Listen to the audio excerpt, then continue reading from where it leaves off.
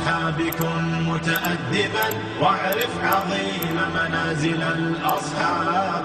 هم صفوة رفعوا بصحبة أحمد وبذاك قد خصوا من الوهاب.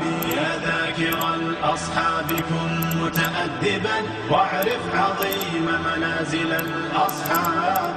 هم صفوة رفعوا بصحبة أحمد وبذاك قد خصوا من الوهاب. هم ناصروا المختار في تبليغه فجزاهم الرحمن خير ثواب. ما بال أهل الغي طال لسانهم وتجرؤوا ورموهم بسباب. سبوا خيار الخلق من لهم العلا ولهم مقام في ذرى الأحساب.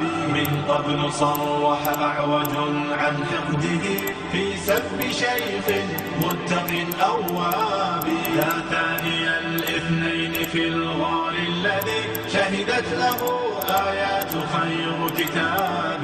واليوم قد صدع الخبيث بجرأة ووقاحة من سافل كذاب. هذا النبي محمدا في عرضه سيعمه ذل وشر عقاب.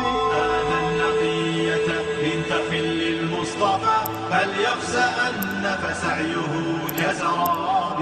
هاتيك أم المؤمنين فضلها يروى لنا في سورة الأحزاب. يا أم إني قد كتبت مدافعا والدمع مني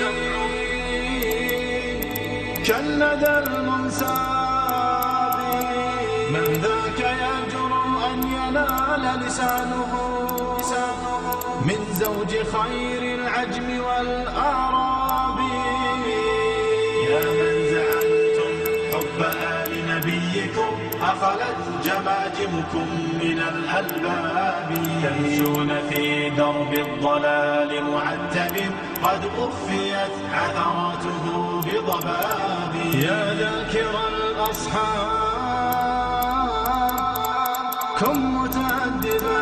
يا ذاكر الأصحاب كن متأدبا واعرف عظيم منازل الأصحاب.